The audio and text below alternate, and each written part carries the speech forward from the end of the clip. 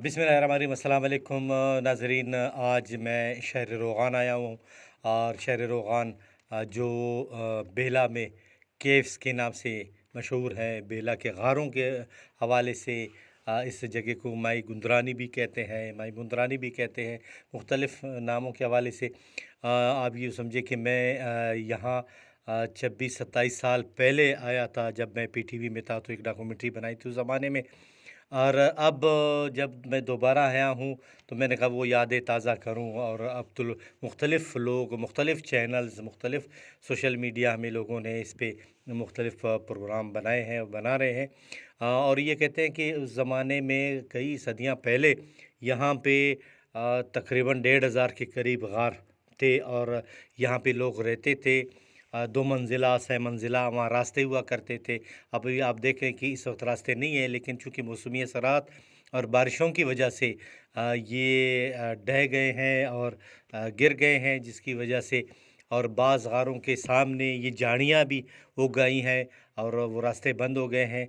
चूँकि यहाँ आबादी नज़र नहीं आती दूर दूर तक और करीब से ही नदी बह रहा है।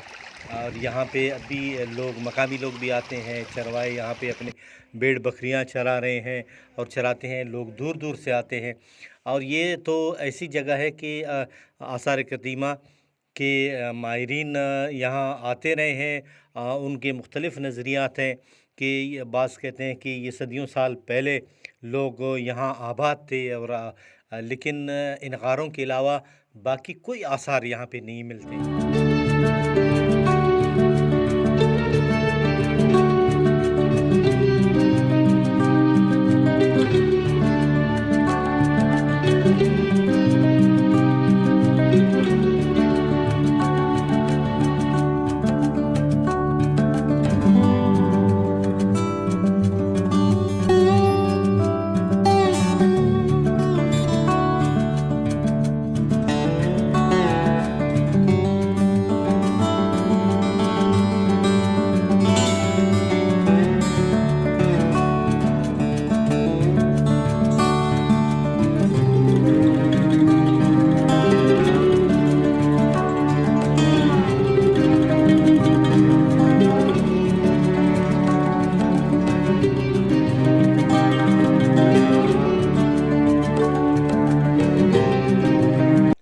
शहर रोगान की ये गार बहुत ही कदीम है, लेकिन अब एक मसला और भी है कि यहाँ पे बहुत से लोग आते हैं। वो ये समझते हैं कि ये शायद यहाँ पे कोई ख़जाना भी दफन है और वो अक्सर अदवार में एक तो मौसमी असरात और बारिश की वजह से ये तबाह हो रहे हैं, दूसरे ये लोग इनको गिरा रहे हैं। ये देखें, ये सारा इन्होंने गिरा दिया कि शायद कोई हमें ख़जाना मिल जाए।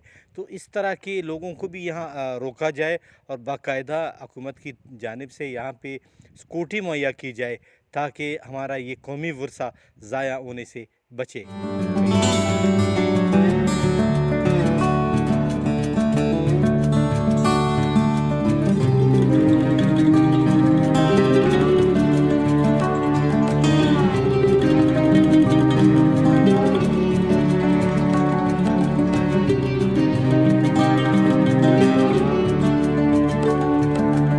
नाज़रीन, शहर रोगान की आपने शाट देखी और जब हम अंदर आ गए तो लोग काफ़ी बैठे हुए थे पानी के करीब। यहाँ पिकनिक भी मनाते हैं और बहुत से लोग यहाँ पे रात भी गुजारते हैं।